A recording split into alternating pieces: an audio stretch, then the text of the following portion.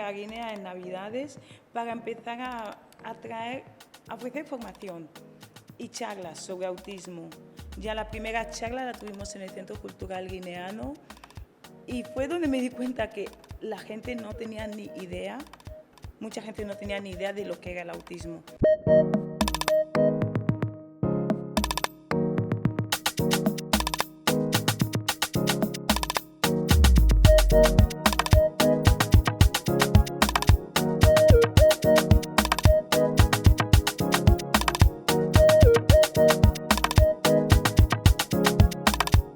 Hola chicos, bienvenidos una vez más al podcast Cosas Ya Salen. Yo soy Leine, soy vuestra host, o co-host más bien. Y hoy estamos aquí con Mila. Mila, sí. Mila Ondoabeku. Sí, Mila Ondo, que es la fundadora de la organización sin ánimo de lucro Hablemos de Autismo. ¿Qué tal, Exacto. Mila? Bienvenida. Hola, muchas gracias, Lía. Gracias por la invitación que me habéis hecho para poder contar un poco sobre el trabajo que estamos haciendo con los niños que están dentro del espectro autista aquí en Malabo. Pues es muy interesante ver que últimamente se está dando bastante eco a esta temática o como, no sabría cómo... Condición. Esa condición que hay, porque el tema de... Bueno, no diría que es una enfermedad, es más bien una condición, ¿no? Pero el tema de la salud mental es algo que generalmente, sobre todo en África, suele invisibilizarse un poco y muchas veces por falta de, no sé, quizás cultura o creencias, como te digo, tradicionales o falta de conocimiento sobre las diferentes condiciones, pues a veces todo lo que no tiene explicación prácticamente se trata como brujería o como más enfermedad de lo que realmente es. Entonces está muy bien que tengas esta iniciativa. También he visto otras iniciativas similares. Y bueno, cuéntanos un poquito cuándo creaste la fundación, la organización, cómo te surgió, bueno, esa iniciativa y cuéntanos un poquito la historia. Vale. Bueno, todo empezó en el año 2018. En realidad, un poco antes del 2018. Yo vivía en Madrid y mis hermanas tienen una amiga. Entonces, al hijo de la amiga de mis hermanas le diagnostican autismo cuando tenía 3 años. Y me llamaba muchísimo la atención cómo es su comportamiento, ¿vale? Él venía siempre a mi casa, yo tenía un piano y él siempre que llegaba a mi casa tenía un interés fijo en el piano. Llegaba, tocaba las teclas, no, sin ninguna melodía, pero siempre llegaba a tocar el piano. Y para mí era como, madre mía, ¿qué le está pasando a ese niño? Porque no tenía ni idea de lo que era el autismo. De hecho, yo tenía un vecino que vivía justo arriba, él es autista, pero no sabía mucho, nos relacionábamos con él, pero no tenía mucha información de qué es lo que le pasaba o qué tenía. Entonces, hablando un día a Romeo, que es el hijo de la amiga de mis hermanas, siempre le traían a casa y para mí fue como, madre mía, a mí me encanta investigar lo que noté, si no sé algo quiero conocerlo. Entonces me empezó a llamar mucho la atención y empecé a tener como un interés en saber por qué Romeo se comportaba de esta manera. Y luego dio la casualidad que yo en este momento estaba estudiando educación infantil. Y me acuerdo una vez estaba en clase, justo estuvimos hablando algo, o sea, estuvimos tocando un tema del desarrollo infantil. Y ya mi profesora me dice, oye Mila, ¿qué tal en tu país de origen con el tema del autismo? Le dije, no tengo ni idea, porque era la verdad, no tenía ni idea de cómo funcionaba aquí en Guinea. He pasado más de la mitad de mi vida fuera de Guinea y le dije, no, la verdad no tengo ni idea. Entonces me voy a casa y para mí fue como esta respuesta que le di. Empecé a sentirme mal por ella, de madre mía, ¿cómo es que no tienes ni idea de lo que pasa, en cómo se gestiona el tema del autismo en Guinea, ¿no? Y ya empecé a hacer investigaciones. Llamé a la madre de Romeo, que ella ya estaba viviendo en Guinea, y la pregunté, oye, ¿cómo se gestiona el tema del autismo en Guinea? Y en aquel entonces no se hablaba de autismo aquí. Y ya me dijo, pues aquí muy poco, o sea, para no decirte que nada, o sea, para no dar afirmaciones porque nunca tienes el 100% de seguridad de lo que dices, ¿no? Dice, para no decirte que no hay información, o sea, hay escasa. Prácticamente sales a la calle y preguntas a alguien qué es autismo, no tiene ni idea. Pero sí que ella me decía, porque claro, es mamá de un niño autista, y me decía, pero sí que veo a niños con características similares. Entonces, yo decido iniciar un máster, me apunto a hacer un máster, que es experto en el trastorno del espectro autista. Ya haciendo el máster, decido venir a Guinea, eso ya fue a finales de 2018, hago un viaje a Guinea en Navidades para empezar a ofrecer formación y charlas sobre autismo. Ya la primera charla la tuvimos en el Centro Cultural Guineano y fue donde me di cuenta que la gente no tenía ni idea, mucha gente no tenía ni idea de lo que era el autismo. En esa charla tuvimos como unas 150 personas y todos con muchas ganas de conocer, porque cada uno daba contaba su experiencia, ¿no? De, mira, yo tengo un hijo así, yo tengo un hijo así, yo tengo y tal. Y bueno, así fue como inició todo. Dije, mira, tenemos que hacer más. Empecé a viajar a Guinea una vez al año o 2 veces al año, ofreciendo información, ofreciendo formación en los colegios, que me parecían un punto estratégico muy clave, porque yo también soy maestra y era como, es importante que los profes, los educadores infantiles, el personal docente, tenga información, por muy básica o mínima que sea, que tenga información sobre cómo enseñar a niños que están dentro del trastorno del espectro autista. Fíjate que mira la importancia de hacer esas charlas de concienciación, porque, no sé, tengo la sensación que muchas veces se dan como muchas charlas de muchos temas diversos, incluido también el autismo, y a veces como que se pueden pasar así por alto en plan de que una charla más, pero al fin y al cabo esas charlas realmente sirven de algo, porque al final es como pasar desde el desconocimiento total de un tema a que se vaya normalizando y ya sea como parte del conocimiento general de una sociedad. Estoy totalmente de acuerdo. Y entonces llegas aquí en 2018 y luego, ¿cuándo hiciste, digamos, oficial lo de la fundación? Vale, a partir del 2018 estaba viajando a Guinea una vez al año y ya hasta que en el 2022 yo me mudo de España a Irlanda y no tenía mucha idea de las redes sociales, era un poco nefasta en todo lo que tenga que ver con las redes sociales.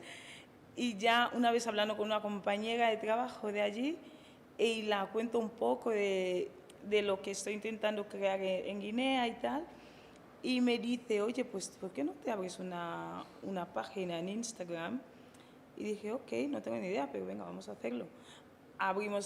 En el 2023 abrimos la cuenta en Instagram, empiezo a hacer vídeos porque, claro, ya no era viable que yo esté viajando siempre a Guinea, una vez o 2 veces al año. Económicamente también, o sea, como... Y aunque pudiese, no podía llegar a todo el país. Mi idea era llegar a cuantas más personas, mejor. Pero no puedo hacer todo, o sea, no soy omnipresente. Solo puedo estar en un lugar a la vez. Entonces, la idea de las redes sociales fue muy buena. Empiezo a grabar vídeos cortos explicando qué es el autismo, los niveles de autismo que hay, qué profesionales se necesita para las terapias. O sea, empiezo a hacer vídeos cortos, cada vez más subirlos a Instagram y ya los padres empiezan a preguntar, porque los vídeos empiezan a rular por los estados de WhatsApp de la gente aquí en Guinea y la gente empieza a hacer preguntas. Y ya un día una señora me manda un mensaje en el DM de Instagram y me dice, eso fue súper gracioso, me dice, muchas gracias por lo que estás haciendo, pero hablas mucho. Y yo, madre mía, o sea, qué mensaje, ¿no? Tú no me conoces de nada, me dices que hablo mucho. Me dice, sí, hablas mucho, das mucha información, pero yo necesito algo real. Necesito llevar a mi hijo en algún lugar. Y me tocó bastante este mensaje, fue como, ok, tienes toda la razón. Podemos dar muchas charlas. Al final, sí, la información es muy buena, el conocimiento. Pero quiero soluciones, ¿sabes? Entonces ya hablo con la madre de Romeo, que ya está viviendo aquí en Guinea, y decidimos hacer primero un concierto solidario, que eso fue en febrero de 2023. Vengo a Guinea, organizamos un concierto solidario donde gracias a muchos artistas del país, que yo no los conocía a ninguno, empecé a mandarles mensajes por Instagram de: hola, me llamo Mila, quiero organizar un concierto solidario, no te puedo pagar porque es algo para niños autistas, puedes venir a cantar. Y así no me conocían de nada. Y todos me dijeron: sí, sí, sí, me encantaría y tal. Hicimos un concierto en Visila Palace, me parece que se llama, y pudimos recaudar una buena cantidad de dinero. Y a partir de allí, digo, es que el mensaje de esa señora fue muy fuerte, hay que hacer algo. Y ya en julio dejo mi trabajo, me vengo a Guinea para 4 meses y ya es cuando abrimos el centro con todo el equipo, porque ya hay un equipo también detrás, somos como 7 mujeres. Ya en julio abrimos el primer centro de terapias. Centro de terapias Hablemos de Autismo, justo aquí en Paraíso. Y ya a partir de allí empezar con la tarea de buscar especialistas, porque esta era otra, ¿no?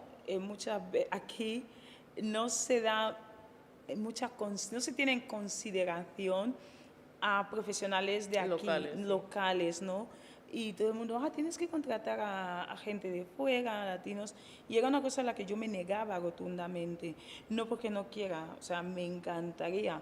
La mayoría de mis amigos, o gran parte de las personas importantes de mi vida, no son de aquí. Y para mí y todos mis compañeros de trabajo y tal, era como: ok, podéis venir aquí a trabajar, pero es que yo necesito formar a gente de Guinea. Necesito que hayan gente de aquí, nacionales, locales, que digas: necesitamos un terapeuta, hay un guineano, terapia de lenguaje, necesitamos terapeuta ocupacional, hay un guineano, necesitamos terapeuta de psicomotricidad, hay un guineano. Entonces empecé a prepararles y bueno, y ya tenemos el centro desde el 2023. Perdona, una cosa, cuando haces tanto hincapié en que querías formar a gente nacional, ¿lo dices más también por la idiosincrasia de la cultura, de conocer la cultura, o por algo más, vamos a decir, patriótico? No pensé en la cultura, es más algo patriótico, porque también a mí, yo soy una persona que me gusta que respeten a la gente por lo que es y por lo que puede ofrecer, ¿no? Bueno, porque sea una persona. Y cuando yo vine aquí, una de las cosas que me chocaron, la primera vez que tuve la formación, la charla, la gente no quería venir. No me respetaba. Fue más... No te daban credibilidad. Exacto. Era, en fin, esa chica. Sí, es como que hay ese estigma de que si el profesional es guineano, entonces no es tan profesional. Exacto. Sí, la tez, el color, sí, porque nosotros como que siempre validamos ese neocolonialismo por encima de... Y sabes, yo tengo una muy buena amiga que es española. Cuando vine, podría haber venido con ella. Podría haberla traído la primera vez, pero la dije... Pero te quitaría a ti justamente esa credibilidad. Sí, y no solo por mí, ¿no? Que a fin de cuentas me da un poquito, entre comillas, me da un poquito igual. Yo tengo mi trabajo fuera, o sea, no tengo, por así decirlo, la necesidad. Pero yo quería que la gente aprenda que un guineano puede ser profesional también. ¿Entiendes? Y yo tengo mis 3, estoy súper orgullosa de ellos, tengo a mis 4 terapeutas, y si puedes hablar con uno de mis padres, bueno, les llamo mis padres, no, porque son padres de nuestros niños, ellos a día de hoy, y siempre lo dicen, están tan contentos por no solamente lo profesionales que son, sino son personas que llegan al corazón, cómo cuidan de los niños que tenemos los niños que tenemos en el centro. Una de las cosas que les dije a los chicos es el tema de la puntualidad. Empezamos la terapia hasta ahora y tenéis que estar hasta ahora. Tratamos con corazones, no tratamos con personas, o sea, en ese sentido, ¿no? Hay que ser muy empático, cómo hablas con la gente. Y todo eso forma parte de lo que queremos construir, ¿sabes? Entonces, si al final de cuentas, que era muy fácil para mí poder traer a unos cuantos a gente española, de Irlanda o lo que sea, aquí en Guinea, y montar o mismamente contratar a latinos, ¿no? Que de verdad no tengo nada en contra, y me encantan, trabajan muy bien, pero necesitaba que podamos, como guineanos, que podamos ver que nuestros hermanos también pueden ser profesionales. Sí, es apoyar a lo local, básicamente. Exacto. Sí, has hablado antes del trastorno del espectro autista, ¿no? ¿Qué es exactamente eso y cuáles son los mitos que tú crees que deberíamos desterrar sobre el autismo? Ok, el trastorno del espectro autista, que ahora es TEA, bueno, TEA, Sí, TEA, son las sí. siglas, es un conjunto de alteraciones que afectan el desarrollo infantil del niño, ¿no? Entonces, las áreas que están afectadas, por ejemplo, sabes que todos los niños cuando van, a medida que van creciendo, tienen que, hablando de un cerebro neurotípico, que es un cerebro que no es autista, el niño tiene que ir desarrollando, o sea, si tienes a un niño de 2 años, lo normal es que un niño de 2 años ya tenga, ya te pueda decir como, yo qué sé, 20 palabras, ¿vale? Un niño de 3 años ya tiene que tener adquiridas unas 100 palabras. Pero si tú, una de las áreas afectadas en el desarrollo del niño autista, niño neurodivergente, es la comunicación, las habilidades sociales, cómo interactúan con sus iguales, la forma en la que se relacionan con otros niños, la anticipación, que son áreas que están afectadas, ¿vale? La anticipación. Entonces, un niño, un cerebro autista neurodivergente, tiene esas áreas de su desarrollo afectadas. Ahora bien, has preguntado el tema de los mitos, ¿no? Oh. Perdón, antes de que sigas con el tema de los mitos, has hablado de que quizás tienen problemas en la comunicación en cuanto bueno, a la velocidad de desarrollo, ¿no? De, por ejemplo, a cierta edad deberían ser capaces de saber un número de palabras y a lo mejor no. Pero bueno, yo creo, tengo la sensación de que los niños dentro del espectro muchas veces no es que no sepan las palabras o que no las tengan almacenadas en su cerebro, sino que sí, las saben, pero como que ellos mismos tienen como una barrera comunicacional a la hora de relacionarse con las personas. O sea, según yo lo veo, creo que es como más una barrera social, por decirlo así, para ellos mismos, que una barrera cognitiva.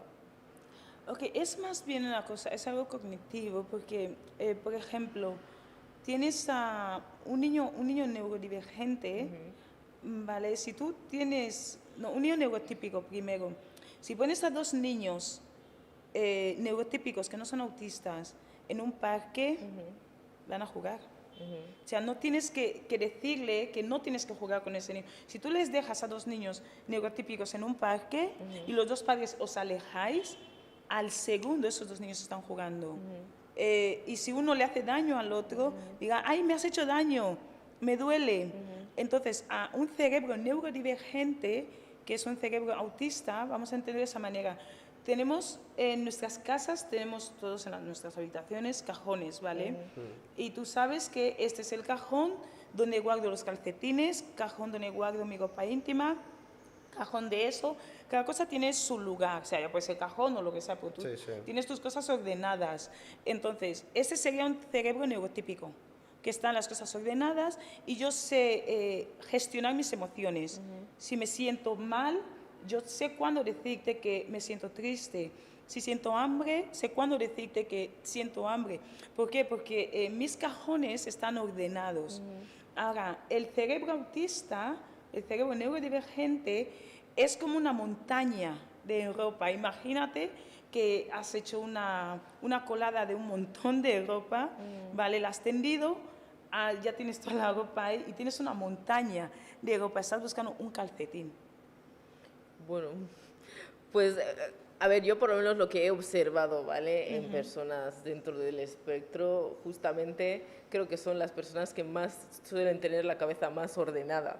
Solo Ahora que, vamos a hablar de... como decía, a ver, cuando yo decía lo de la barrera, tú has puesto el ejemplo de los 2 niños que sí se pueden comunicar, hablar y gestionar sus emociones, pero se pueden comunicar no simplemente por el hecho de que conocen las palabras y saben hablar y todo eso, sino porque, como he dicho, no tienen esa barrera social, en plan de que simplemente es algo como más del control de las emociones, en plan de que, bueno, puedo hablar contigo tranquilamente y tal, pero los autistas, pues como que, como he dicho antes, tienen el conocimiento, tienen desarrollado, bueno, yo lo que he observado, ¿vale? Obviamente tú estás más dentro del sector, ¿no? Pero lo que yo he observado, en plan, tienen desarrollado pues toda la parte comunicacional, las palabras, frases, etcétera, pero a la hora de exteriorizarlo es lo que les cuesta.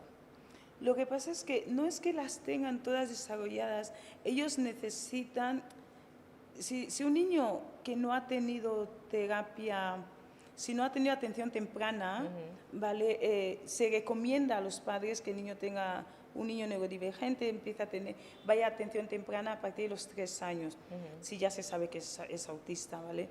Entonces, la palabra autista es trastorno del espectro autista, que espectro significa que es un mundo totalmente diferente, que no todos, ningún niño autista es igual. Entonces es un abanico de posibilidades, ¿vale? Entonces, cuando lo que has mencionado, que pueden tener todos, los niños autistas tienen la mente más ordenada, organizada, ¿no? Algo así. Puede ser y no puede ser. Puedes encontrarte, hemos visto la serie de Good Doctor, Sheldon y varias más, ¿no? Puedes encontrarte a una persona autista que es una persona súper organizada, ¿vale? Puedes luego encontrarte a una persona autista que no está organizada. Por eso es un espectro, porque son mundos totalmente diferentes. ¿Qué es lo que pasa con la comunicación?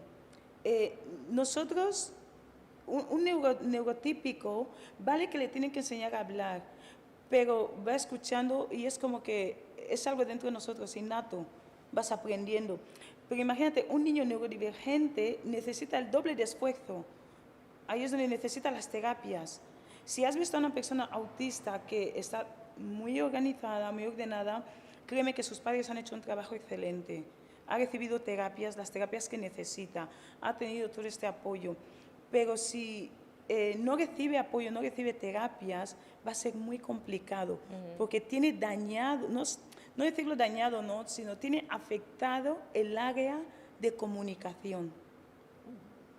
Bueno, sí, más o menos. O sea, la parte de comunicación, diría, como he dicho antes, es las relaciones humanas prácticamente. Sí, ahí está incluida la parte, está afectada el área está dañada el área de comunicación y las habilidades sociales.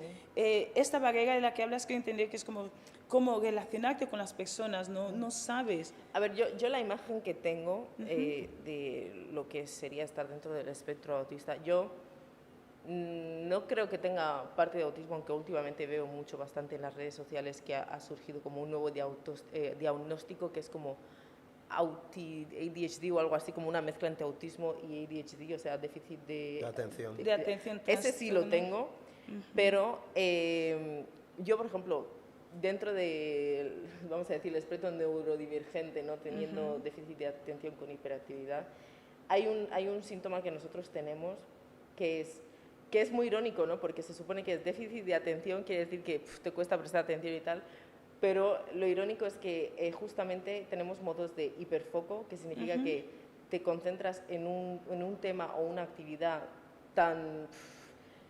te enfocas tanto que es como que bloqueas el mundo exterior y te puedes hacer experto solo en eso. Sí, te obsesionas con una cosa. En plan, por ejemplo, te puedes poner en una sesión de trabajo en modo hiperfoco de que estás obsesionado con un tema y puedes estar como 8 horas y no te has dado cuenta de que, llevo tanto tiempo en esto y el mundo como que no existe y tal. Entonces, sabiendo, o sea, teniendo esa experiencia, ¿no? Yo misma, lo del tema del hiperfoco, yo imagino un poco el autismo un poco así, pero a nivel a diario, en plan como que ellos están tan enfocados en su cerebro, en todo lo que está ocurriendo en su cerebro, en todo lo que están pensando, yo qué sé, en todo lo que analizan o sus pensamientos, sus intereses, su todo, como que están en su propio mundo, que no quiere decir que no estén pensando o que su mente esté desorganizada, simplemente que están tan enfocados en lo que está pasando en su mundo interior, que bloquean el mundo exterior, y yo creo que es lo que les crea esa barrera social a nivel de las relaciones sociales, en plan de, Sí, que ellos no lo pueden controlar tanto como, por ejemplo, los de ADHD, como yo, que sí, tengo modo hiperfoco, pero luego se me pasa y vuelvo a mi vida normal. Ellos creo que es lo que les pasa, pero a nivel de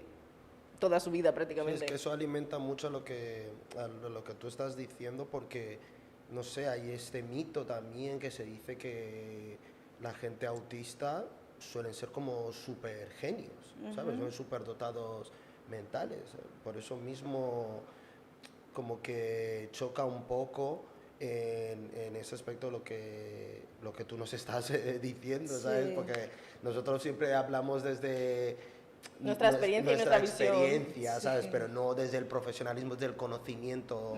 Así, Es que sí. la gente, porque si os dais cuenta también, en las películas, en las series, ¿qué es lo que más sale a relucir cuando hablan del autismo? Gente superdotada. Sí. Pero la realidad no es esa. No todos los autistas pueden ser superdotados. No todos, porque por eso me encanta cuando dice que es un espectro, y eso te hace ver que es un mundo diverso. Diverso, sí. Pero Puedes, depende también un poco de a qué están expuestos esos niños, ¿no? Porque los que quizás sean superdotados no es necesariamente porque son superdotados, sino, como he dicho antes, como se enfocan tanto en ciertos temas y en sus intereses y tal, pues los que están más expuestos a, yo qué sé, libros, cosas que puedan desarrollar su intelecto, pues les es exacto. más fácil. Pero luego, si hay otros niños que su entorno no fomenta ningún tipo de crecimiento intelectual, pues aunque sea autista, no va a desarrollar esa inteligencia. Por eso he hablado antes de que el trabajo que hacen los padres, como te he dicho, tiene que ser una persona que sus padres han hecho un trabajo muy bien organizado. Por ejemplo, si tú, hablando de Romeo, ¿no? Yo, o sea, a mí me encanta el piano, yo tenía un piano en mi casa y siempre daba este ejemplo. Si yo fuese una persona neurodivergente que le gusta el piano, y si mi familia se da cuenta que me gusta el piano, Lo vas a desarrollar. voy a centrarme solo en tocar el piano, ¿vale? Y puedo llegar a ser, mira, la mejor pianista del mundo. ¿Por qué? Porque me he centrado en ello. Y eso es una cosa buena que tienen algunas personas para mí es un autistas. don prácticamente. Exacto, que El poder se centran enfocarse. tanto en una cosa y pueden ser muy buenos en ello. En cambio, las personas neurotípicas, yo me acuerdo cuando estoy con mis clases de piano, mi mente no solo está pensando en mi Sí, piano. no tenemos esa, bueno, yo no soy neurotípica, pero en general no solemos tener esa... Exacto, esta habilidad de solamente centrarnos Sí. en eso. A veces estoy con mis clases de piano, pero ya estoy pensando en, madre mía, las actividades de mañana con mis alumnos, sí. qué tenemos que hacer y tal. Pero la mente, algunas de las mentes neurodivergentes no divagan así, se centran en algo y tienen que ser muy buenos en eso. Y ahí es donde, por eso mucha gente dice, pues mira, es autista y es muy inteligente. No es que sea muy inteligente. Se sabe centrarse. Se sabe centrar en algo y tiene que ser Desarrollarlo. bueno en ello. O sea, todos los focos están apagados, solo uno, y tengo que seguir este foco nada más. Y es así. Sí, has hablado de la rápida detención de los padres, de detectar, de poder detectar la discapacidad, vamos a decir, ¿no? La condición. La condición, perdón, ¿sabes?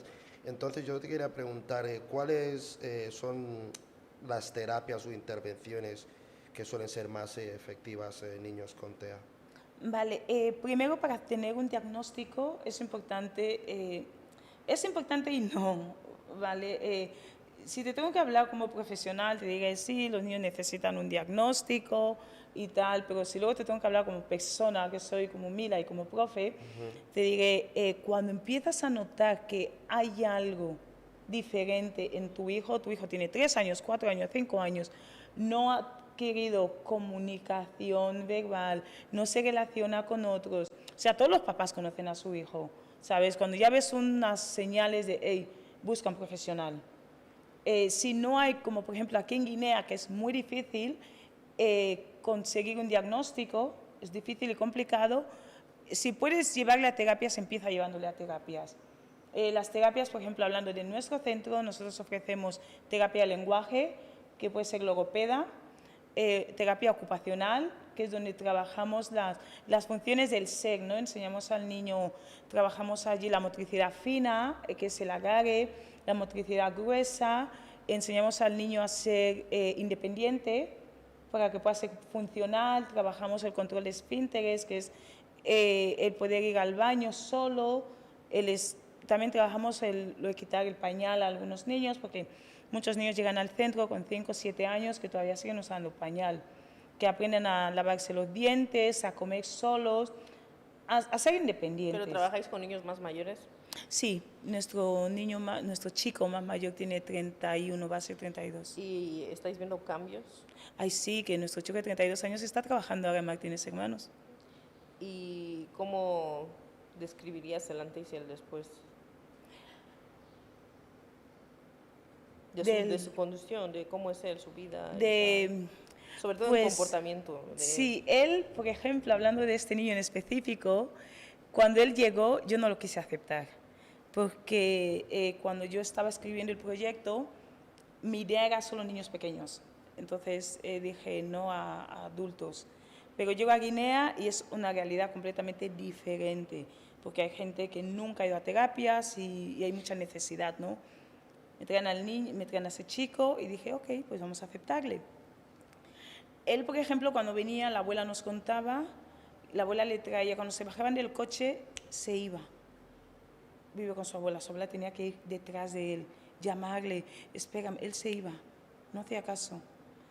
Y lo mismo, cuando llegaban a casa, se bajaba del coche y se iba lanzado.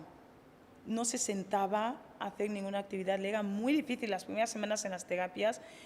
Para que se pudiese sentar y hacer una actividad, se levantaba cada rato, se agobiaba, aparte que se aburría, se agobiaba mucho de ¿qué hago aquí? Y controla mucho el tiempo, eso todavía sigue con ello, controla mucho el tiempo. Él, de hecho, usamos unas, no sé si sabes, la arena el reloj de arena. Sí.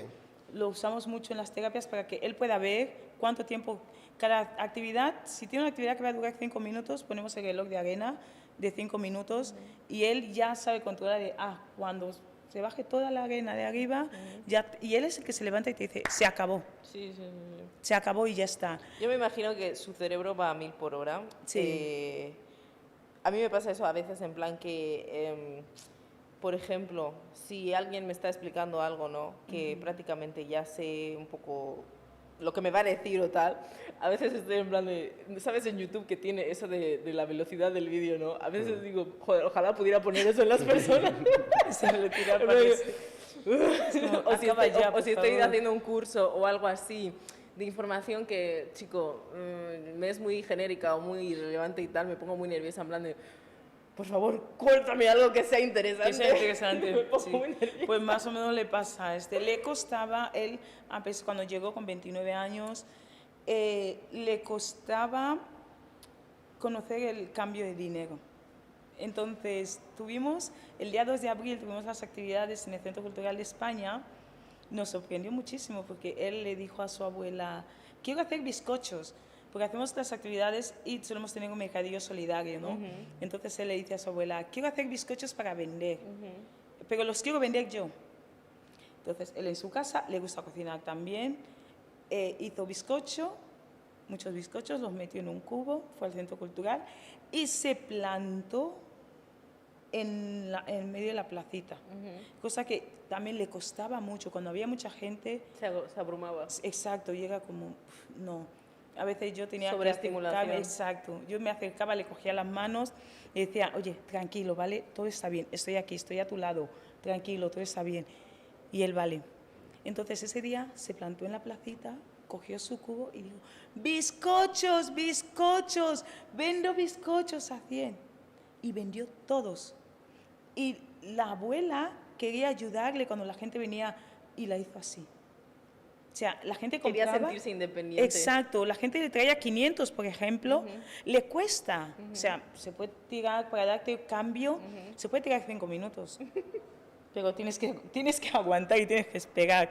Y él cogía y daba cambio. Y todo, yo creo que él recaudó como 8.000 y cogió todo el dinero y nos lo trajo. Y dice, 8.000 para el proyecto. O sea, no le invito para mofarme, ¿no? Sino para nosotros fue como, madre mía. Entonces, ves este cambio.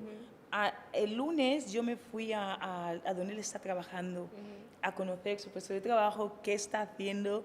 Y es verdad que le costó, por ejemplo, decirme los nombres de todos sus compañeros, pero le dije, oye, cuéntame cuáles son tus funciones. Y me explicó todo. Todo detalladamente. Hablé con su jefe para saber cómo iba y el jefe súper contento y me dice, lo único que él controla es el tiempo. Y digo, sí, eso ya lo sé. Él, cuando llega su hora de comer a las 11:30 en punto, no le importa si tú tienes prisa, si le da igual. Bye. Él sabe que es su hora de comer y deja lo que está haciendo, coge su bocadillo, se sienta, le puedes decir todo lo que quieras, no te escucha, no te presta atención. Hasta que termine de comer su bocadillo, se levanta y continúa con lo que está haciendo. Y le dije al jefe, tenéis que aguantar, es así, eso no va a cambiar. Sí, porque yo te iba a decir, a ver, sí que hay ciertos aspectos, estando dentro del espectro autista, que pueden condicionar en gran medida la vida de la persona que lo tiene, ¿no? Pero claro, como tú estás hablando de niños, pues es más normal que pues les cueste ser más independientes porque aún son niños, ¿no? Pero cuando son ya adultos que tienen cierta independencia, simplemente que están como muy retraídos, muy en su mundo y tal, pero lo que es en plan sus necesidades básicas y fisiológicas como que ¿cómo se dice? Se desempeñan, ¿no? Entonces yo iba a decir algo, no sé, un poco quizás controversial, es por qué una persona que está dentro del espectro autista tiene que cambiar para adaptarse a nuestra sociedad en lugar de nosotros adaptarnos a ellos. Porque realmente yo no lo veo, por ejemplo, yo no lo veo como una enfermedad mental ni nada, lo veo simplemente como pues neurodivergente, o sea, es diferente. Divergente es básicamente que es diferente, ¿no?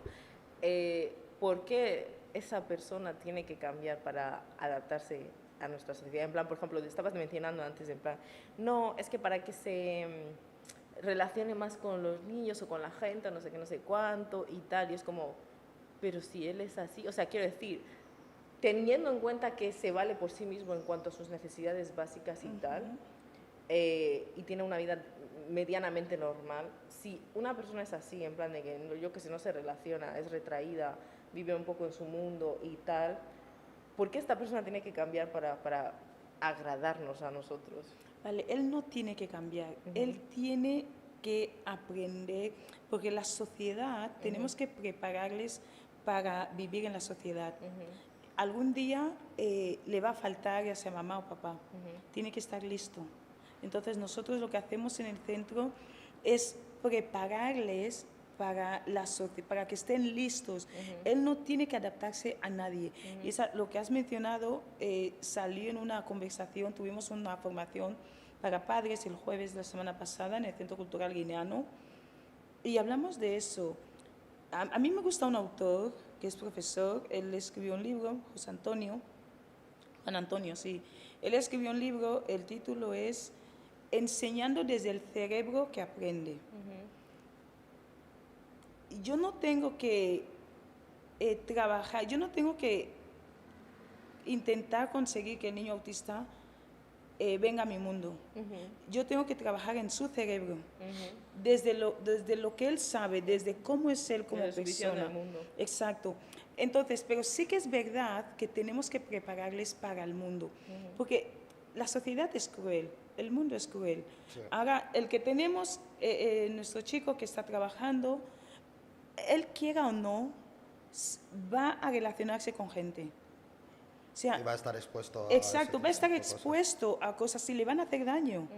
Entonces tenemos que prepararle emocionalmente, para que él entienda que no todo el mundo, tú no tienes una etiqueta que pone soy autista. Y no todo el mundo es empático, no todo el mundo es amable. Por lo tanto, tienes que estar listo para lo que vendrá después. Tú no tienes, y siempre le decimos, o sea, a él, que él es el más adulto que tenemos, y a los otros, tenemos otro de 12 años, 13, le decimos, tú no tienes que hacer nada para agradar a nadie, a nadie. De hecho, cuando a uno de nuestros niños le da una crisis y las madres, la semana pasada, 2 de nuestras niñas les dio una crisis porque no se querían ir a casa, tuvimos un campamento y el papá estaba, ¿te gusta gritar? Cállate, no sé qué. Yo le dije al padre, déjala que termine. Ella acaba de salir del campamento, en nuestro centro de terapias tenemos un espacio de juegos donde los niños pueden experimentar y hacer lo que quieran. Le dije al padre, déjala cuando ella sienta que está, que ha terminado, la coges y la llevas a casa. Porque si vas y la tiras, se pone a gritar, vas a hacer que le dé una crisis y vamos a conseguir lo que no queremos. Entonces, nosotros tenemos que respetar su mundo, tenemos que respetar sus tiempos, tenemos que respetar, pero ellos también tienen que entender, no es que tienen que entender, tenemos que trabajar como profesionales para que ellos estén dispuestos a vivir en el mundo en el que vivimos. Porque de verdad, 5 o 10 personas van a ser amables contigo. Si ya nosotros siendo neurotípicos nos cuesta a veces, vas a una oficina a tratar con una persona y te responden con una cara de, dices, ¿pero qué te he hecho yo? ¿Entiendes? Ellos tienen, es más trabajo con ellos, pero ellos tienen que estar dispuestos y preparados para recibir todo lo que van a recibir en el mundo. Si no se los enseñamos, va a ser muy difícil para ellos. Otra pregunta que quería hacerte es, estabas hablando antes de tus terapeutas y tal, y que vosotros pues tenéis que trabajar desde el corazón, la empatía y todo eso, y claro, es algo delicado. ¿Cómo gestionáis, por ejemplo, imagínate que incluso tú misma o uno de los terapeutas ha tenido un mal día, está de mal humor, lo que sea, pero le toca ir a hacer una terapia con uno de los niños o adolescentes o la gente que tenéis ahí? ¿Cómo lo gestionáis? Porque claro, vosotros también tenéis vuestras propias emociones que tenéis que lidiar con ellas. Madre mía, has hecho esta pregunta que no quería. Hoy es día 27, el 27 de... ¿En qué mes estamos? ¿Septiembre? Agosto. Hoy es 27 de agosto. El 27 de julio falleció mi padre. Me ha sentido pésame. Muchas gracias. Yo ya tenía preparado mi viaje a Guinea. Yo salí de Irlanda un jueves, llegué a Madrid, tenía una fiesta, una comunión de mi sobrina, sábado, domingo, lunes yo tenía que viajar a Guinea, viernes. El lunes ya con todo, porque cuando vengo a Guinea es mucho estrés, entre que tengo que comprar cosas para las terapias y tal. El lunes, en el sofá de mi casa, tranquilamente descansando, me llama mi prima y me comunica que ha fallecido mi padre. Mi papá es una de las personas que más amaba en este mundo. Entonces, para mí, él falleció aquí, en Bata. Llegué a Guinea el sábado, llegué a Guinea el sábado por la mañana. Como podrás imaginar, era como todo o sea, ¿qué hago? ¿Te paralizaste? Todo se me paralizó. Tengo un programa que tengo que venir a llevar a cabo, un campamento inclusivo de niños neurotípicos y niños neurodivergentes. Organizar todo. En septiembre empiezan otra vez las terapias.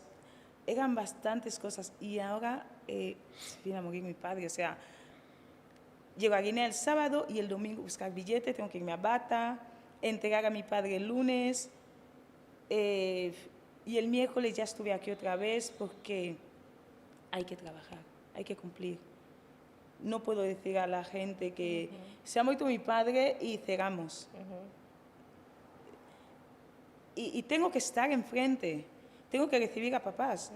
Viene gente, cuando llegué, viene gente, te cuentan historias. Vino una chica que me estaba contando su historia. En plan, todos tenemos una historia triste que contar. Exacto, y la historia de esa chica, la chica se puso a llorar, le preguntas, ¿cómo estás? Y es como, ok, cuando yo llegaba, yo no iba a mi casa, o sea, yo me quedaba en el centro hasta las 12 de la noche, porque quería trabajar, era como, tengo que entrar en un bucle de trabajo, porque si no... Ni por foco, vamos. Exacto, no puedo dejar de hacer lo que hago. Entonces, ¿cómo gestionamos nuestras emociones en esa...? Yo siempre me digo a mí misma, y se lo digo a mis chicas, cuando tú entras en la puerta del centro, problemas, todo lo que sea, por favor, vamos a aparcarlo fuera. Es muy difícil hacer eso, pero tenemos que aparcarlo un momento fuera, porque las personas que van a entrar aquí, tenemos que intentar ser amables con todo el mundo e intentar dar lo mejor de nosotros, porque yo no sé si voy a volver a verte.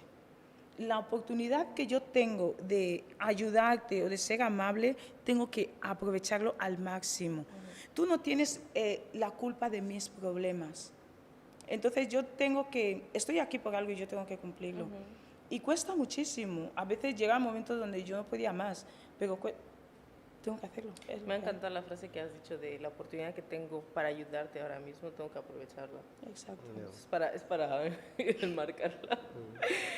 Pero sí, es muy, muy importante lo que dices, la verdad no es nada fácil, porque de hecho las emociones son una de las cosas más difíciles de gestionar. Totalmente. Yo ayer decía no voy al centro, o sea, porque es como, madre mía, mañana, no había caído con que mañana era 27, y decía, madre mía, mañana salí del centro a las 8 por ahí de la noche, fui a cenar, me fui a casa, era como, mañana tengo que ir al centro. No me apetece ir para nada. Pero ya me habían llamado padres de, ay, vamos a venir a las 10, había citado padres a las 10. Y era como, es muy fácil, me puedo quedar en mi casa durmiendo tranquilamente, no pasa nada. Me quedo, apago mi móvil o les digo, no estoy. Ok, tengo la excusa perfecta, pero no es que si no voy, ¿qué pasará de qué será de ellos? No, pero si yo puedo ir y darles una respuesta, ¿por qué no lo hago? Y ya después, cuando yo tenga mi tiempo, ya gestiono mis emociones, yo después, ¿sabes? Es como un vídeo ahí, un meme. Una señora está ahí, creo que con la bolsa de la compra, no sé qué, y justo la atropella un coche y se le vuelve a levantar. Plan, mira, no tengo tiempo para ser atropellada ahora mismo. Tengo 1000 cosas que hacer. Total. Es que no tengo tiempo para empezar a lloriquear. Es que, no, y a eso es porque lo estamos hablando de niños y niñas que con la condición de TEA, ¿sabes? Pero tú fíjate que no solo para niños y niñas con condición de TEA, los padres, sobre todo africanos, tendrían que tener más tacto, ¿sabes? Sí. Porque eso es una cosa que cada vez más veo que vamos perdiendo. Ese tacto de tener con los niños, de estar más atentos de ellos y sobre todo, por ejemplo, como el ejemplo que tú has dado antes, de que si tú ves que tiene esta habilidad un niño con TEA, ¿sabes? También le tendrías que dar esa importancia, ¿sabes? A la habilidad. E incluso los que no lo tienen también. A los niños que no lo tienen, ¿sabes? Ahí es donde yo quiero llegar. Y también te quería hacer una pregunta. ¿Qué recomendaciones, sabes, tú harías para que el sistema educativo sea más inclusivo para los niños y niñas con TEA? A ver, nuestro campamento, el título era Campamento Inclusivo, pero estoy hablando de la inclusividad, ¿no? He traído a 4 especialistas de España, profesionales, hemos estado llevando todo el campamento y tal. Estaba hablando con ellos sobre el tema de cómo hacer que el sistema educativo, tener centros inclusivos, pero en realidad eso no existe. No existe porque nunca va a ser 100% inclusivo, nunca. Es integración. Integrar a los niños, o nosotros, o sea, permitir que ellos vivan y que ellos también tienen derecho a estar escolarizados, ellos tienen derecho a ir al parque, ellos tienen derecho a ir al supermercado y que no haya y que las luces no les molesten, ¿no? Ellos tienen derecho a que el vecino sepa que hay un niño autista en esta casa y que, por favor, no puedo tener la música si, por ejemplo, es un niño que tiene mucha sensibilidad con el ruido y no puedo poner la música hasta tal hora. ¿Entiendes? Es integración. Voy a diagnosticar de autismo, porque a lo mejor tengo No, ciertas ¿sabes? cosas ahí, Te lo juro que, a ver, por tener ese tacto y le tenemos mucho respeto, pero muchas cosas de las que tú estás diciendo, ¿Te sientes ¿sabes? identificado? Me siento muy identificado, porque por mucho que yo pueda ser, la gente pueda pensar que soy una persona extrovertida, Sí. ¿sabes? Dentro de... Sufro mucho de ese tipo de cosas, ¿sabes? De que tengo a veces esas dificultades, por ejemplo, el ejemplo que nos has dado de adulto que está trabajando, que está en vuestro centro. Yo soy una persona también así con el tiempo, ¿sabes? Que como que me empieza a dar como un pequeño de ansiedad y lo que ha dicho Lía, ¿sabes? De que hay muchas veces que estoy quiero fast forward, de que para allá, para allá, para allá. Pero ¿sabes? eso de, a mí lo de la sobreestimulación me pasa muchísimo. Yo, por ejemplo, cuando entro en mi casa, o sea, tengo que tener las cortinas cerradas porque no me gusta mucha luz. Los sonidos, vamos, la tele la tengo súper baja. Si alguien pone música o lo que sea, no puede ser muy alta porque si alguien me pone la música del coche alta, es como no, para, que no puedo. Y cuando, yo qué sé, hay mucha gente en plan como que hablando mucho, no sé qué, no sé cuánto, es como que de repente como que hay zoom out, ¿sabes? En plan de... me agobio, o sea, tengo... Y lo del tacto también, en plan, no me gusta mucho que me toquen, a no ser que seas como... A no ser que estés en mi lista de gente que me puede tocar. No me gusta para nada. Y cuando llego a casa, sobre todo, es como que de repente, mira, ¿ves cómo llevo el reloj, los pendientes, tal? Cuando llego a casa, como que de repente me pesan. Me agobian, en plan, ¡oh, por favor, todo fuera! Tenemos que hacerte un diagnóstico. Sí, te lo juro. Mira, antes hemos hablado de lo que es el contexto cultural, ¿okay? Entonces yo ¿a dónde iba yo más? Porque, por ejemplo, sabemos que es un sobrecoste, vamos a llamarlo así, no sé, a lo mejor si hay una mejor manera de catalogarlo ahora mismo para niños con TEA. Y cuando lo traemos en África, bajo tu experiencia, ¿tú crees que a lo mejor muchos padres, aparte de tener ese desconocimiento de poder detectar de que de su hijo o su hija tiene TEA, a veces el dinero, lo que es las finanzas, les pesa para poder llevarlo a un experto? Claro que antes tampoco había tantos expertos, claro. Son dos cosas. La cultura pesa mucho.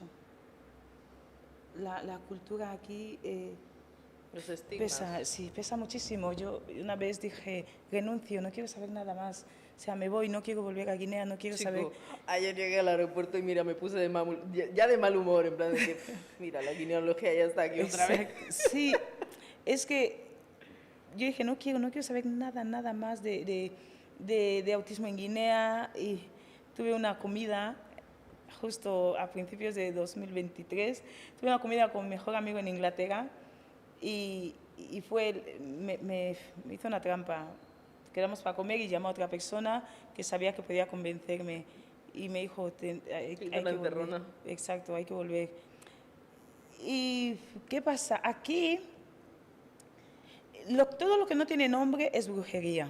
Es lo que decía al principio. Exacto. Entonces, la gente, cuando yo llegué a Guinea en el 2018, en la primera charla, todos decían, mi hijo es la tía que está en el pueblo, que le han hecho no sé qué, es vivú, es no sé qué, todos decían algo que tenía, y me pareció muy extraño. Madre mía, pero tú cómo, yo le pregunté a un padre, ¿cómo puedes estar tan seguro, cómo puedes afirmar que este niño está poseído. tiene brujería o tiene vivú. No, es que mira cómo hace, mírale, porque muchos de los niños autistas, algunos aletean, pueden saltar o dar vueltas en un mismo sitio, ¿no? Eran como tics. Exacto. Y decía este padre, es que mira lo que hace, siempre está así, haciendo así, ese niño está loco, no sé qué. Y claro, empezar a enseñarles que no es brujería, es una condición y tal. No quieren porque empiezan primero. Ajá. Ideas importadas. Exacto. Tú te piensas que eso es España, no sé qué, que lo que hace... O si alguien tiene síndrome de personalidad múltiple, no es que tiene espíritu, no sé qué. Exactamente. Entonces es como... O bipolaridad. No, ¿me puedes dejar que te explique antes? Primero con que yo era mujer y que uno me dijo, ¿tú quién eres para venir a enseñarme no sé qué cuánto? Este niño tal. Y luego cuando ellos llegan a entender, está la parte económica que has dicho, que tienes toda la razón. Muchos no pueden asumir el coste, ¿no? Hacer un diagnóstico aquí en Guinea. Cuando en el 2023 intenté crear un equipo multidisciplinar de médicos, que son el equipo de los que finalmente te dan un diagnóstico. Entre ellos está un pediatra, un psiquiatra infantil, un neurólogo, un psicólogo y el especialista en autismo. Y todo para un diagnóstico con todo ese equipo, el presupuesto que me dieron era como 150.000 por niño. 150.000 ¿qué? Francos. Ah, qué susto. Pensé que hablabas en euros. No, 150.000 francos. Claro,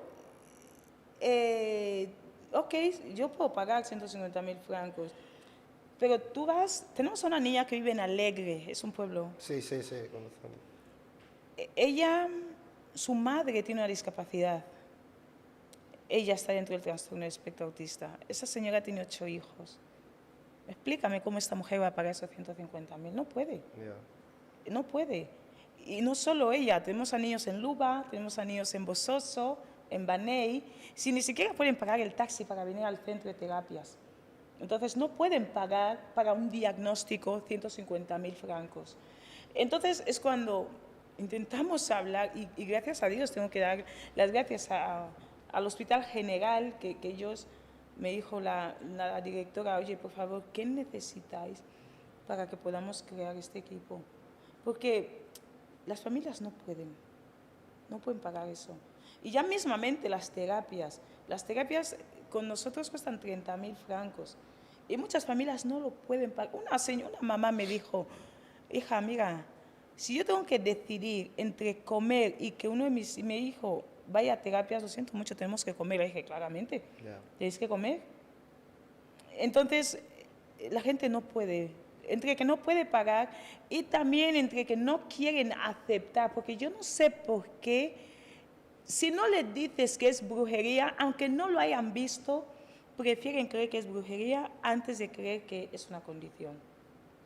Entonces hay que educar a la población, hay que sensibilizar, hay que hacer muchísimo trabajo de sensibilización, que la información llegue a todos y decirles, este niño no puede estar escondido en casa. Tráele a terapia, vamos a trabajar. Muchos de nuestros niños, a un niño le dijeron a su mamá en el hospital, tu hijo nunca hablará, nunca en su vida. Se dijo hace una doctora. Qué falta de tacto, ¿no? De verdad. Te lo digo en serio, o sea, fue como, perdona. Yo cuando los papás me cuentan esas cosas, digo, vale, espérate, yo voy a ese hospital o al colegio. Vienen y me dicen, es que han expulsado a mi hijo. Perfecto, vamos al cole. Yo puedo entender que no puedes, si tienes 40 alumnos, si tienes a un niño TEA, es muy difícil. Pero no puedes, son las formas. No puedes decir, no traigas a tu niño más aquí, porque este niño, no, y este niño no sé qué cuánto, no hay que traerle más aquí. La madre se va llorando y piensa que su hijo es lo peor que le ha podido pasar. Claro. ¿Entiendes? Una mamá nos dijo, no es porque no quiera a mi hijo, pero me gustaría que Dios se lo lleve. Porque nadie le quiere, ningún colegio le acepta, no tiene amigos, no sé qué. Entonces, es muy duro. Es muy duro. Por eso, si entre todos hacemos un trabajo de sensibilización, en nuestro campamento inclusivo, que no tenía que ser inclusivo, sino... De integración. Exacto. 2 niñas habían 3 niños, ¿no? 2 neurotípicos y un niño autista. El niño neurodivergente quería coger un coche que tenía el otro. Él no entendía que ahora le toca al otro, él estaba ahí tirando el coche. Y claro, el otro que tenía el coche le quiso dar, así. Y su hermano le dice, no juegues con él está enfermo. Y viene otra niña y dice, no, él no está enfermo, él es autista y tenemos que respetarlo. Una niña de 10 años. Y dijimos, toma, ole, ha valido la pena. Sí. No, es que ahí está el trabajo, Ahí está. Exacto. Es que muchas veces le quitamos ese peso a la educación. Exacto. Entonces, creo que la manera en la que, por ejemplo, lo que es el Ministerio de Educación, lo que podrían hacer, la pregunta que has hecho, ¿no? De cómo intentar integrar a los niños, es conseguir que en cada colegio, que ese es uno de mis objetivos, ¿no? Que en cada colegio en Malabo, hablo sobre Malabo, los de Bata luego me mandan mensajes de no haces nada en Bata, no sé qué y tal, pero que en cada colegio haya un aula especial para que los niños puedan y los papás tengan ese descanso de poder que sepan que su hijo está escolarizado. Y también estaría muy bien tener un centro integral porque ¿qué hacemos con los niños adultos que nunca han recibido terapias? O sea, tú no puedes tener a un niño de 22 años que se levante y se siente y no haga nada con su vida. Si hubiese un centro integral donde les enseñamos, por ejemplo, que no te voy a enseñar matemáticas y lengua, pero yo qué sé, te puedo enseñar pintura, te puedo enseñar música. Veo qué es lo que te gusta, qué quieres hacer. Tenemos antes un tiempo de observación y ya de acuerdo a lo que te gusta, trabajamos en ello. Y quizás de aquí a 2, 3 años o 5 años tenemos a un Mozart, tenemos a un Picasso, no sé, cosas como esas, ¿no? ¿Sabes una cosa que me acabo de...? Porque me está tocando bastante este tema, ¿sabes? Sinceramente. Y me estoy acordando de pequeño en Madrid, que siempre había un colegio, no me acuerdo ahora mismo el colegio, cómo se llamaba, pero cuando nosotros llegábamos con nuestro autobús, que cogíamos el autobús regular que coge todo el mundo, los niños con una condición de TEA cogían otro autobús, ¿sabes? Y se me ha venido a la mente ahora mismo cuando les veía y ellos estaban atentos mirando fuera y estaba pensando en lo que estás diciendo tú de que, porque nosotros decíamos, siendo niños, siendo crueles, decíamos mongólicos, ¿sabes? Pero no nos educaron para poder nosotros integrarnos y ellos también integrarse con nosotros. No hubo esa sensibilización. Era directamente separarles para que no se metan con ellos. Exacto.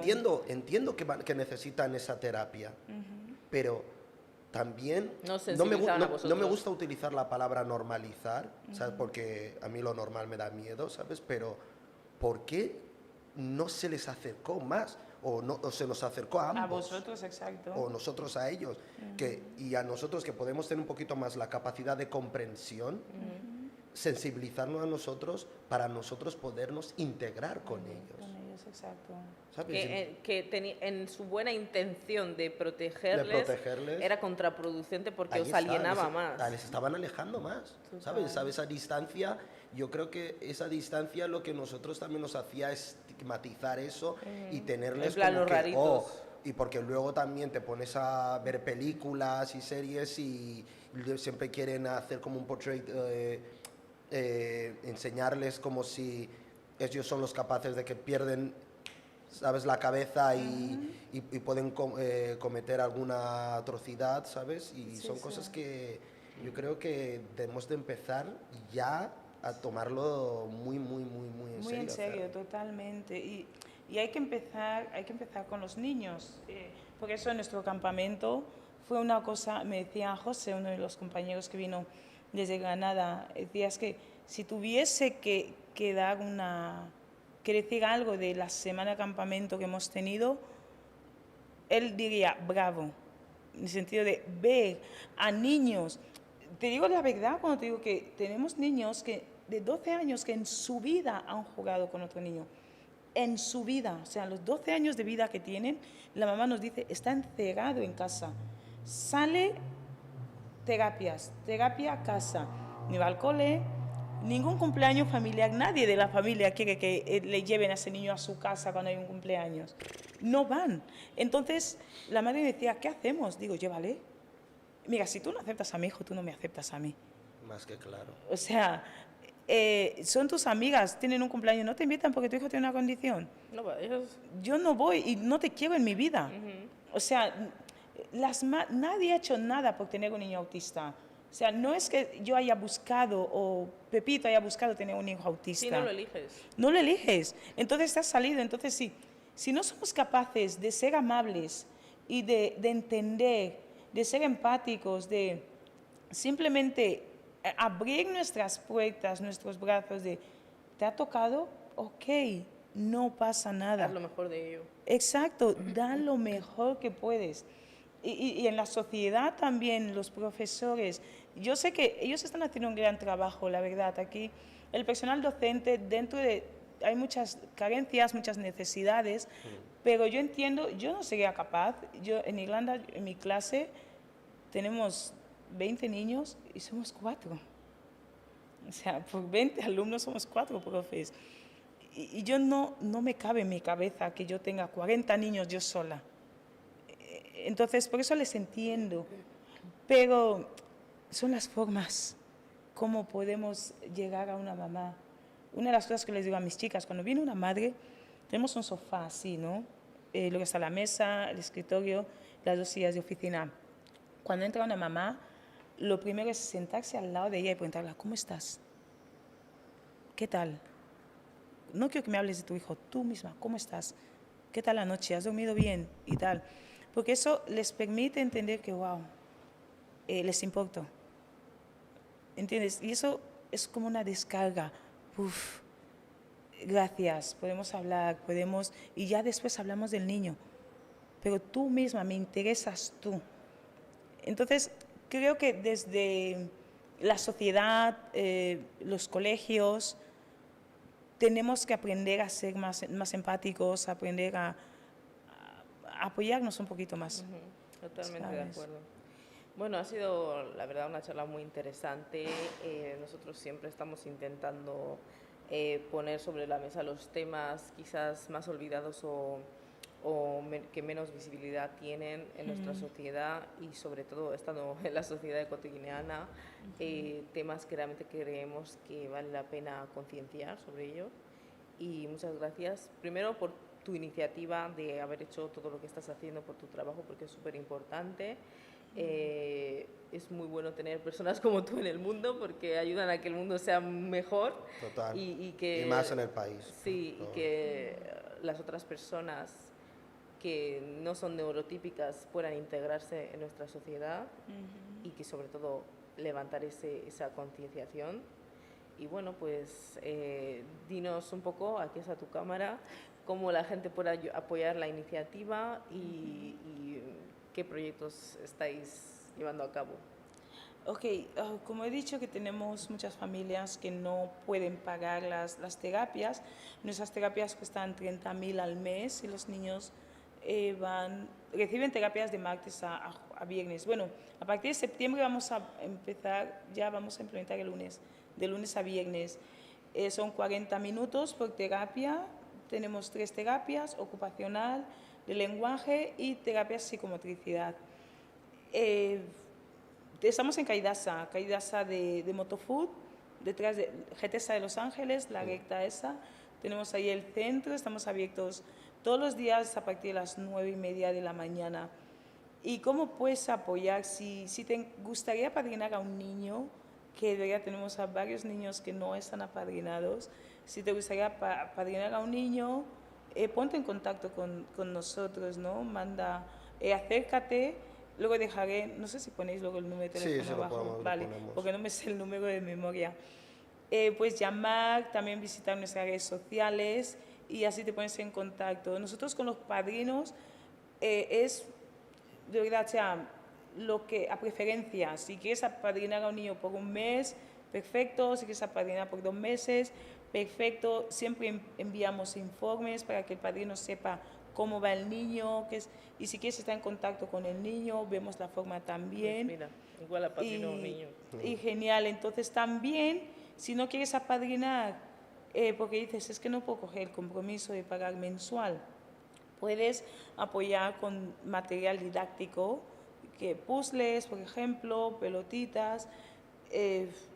Bueno, eso ya es más específico, materiales más específicos. Pregunta también cómo puedes apoyar con materiales y nosotros encantadísimos de poder ofrecer la información de cómo le puedes apoyar. Y también, por favor, visita el centro. Nos encanta que la gente venga al centro, que visite. Las terapias empiezan el día 1 de septiembre.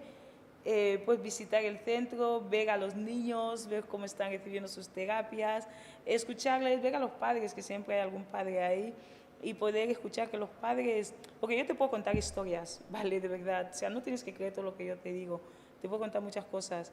Al final estoy yo delante y habrá conflictos de intereses, ¿no? Pero cuando escuchas a un padre, de verdad es totalmente diferente. Puedes ir ahí, escuchar a un papá que te cuente y te diga cómo va su hijo, cómo la atención que está recibiendo. Y también quiero decir por último que, mira, si conoces a una persona que tenga a un niño, quizás no sepas muy bien si es autista o no, pero yo qué sé, digas, mira, aquí hay algo diferente, por favor dile que venga al centro, no rechazamos a nadie y que no le importe porque no tenga medios económicos, o sea, el dinero no es ningún impedimento. Nosotros queremos llegar hasta el último niño autista, así que si conoces a alguien en esas condiciones, por favor que venga al centro. Vale, es eso. Pues muchísimas gracias. Ya sabéis que podéis vernos todas las semanas en Canal Sol a partir de las 6 de la tarde todos los viernes y los sábados en nuestro canal de YouTube Money Talks Agency, que también se llama así en nuestro Instagram, y podéis encontrarnos como Cosas Ya Salen Podcast en TikTok. Y nos vemos la próxima semana. Chao.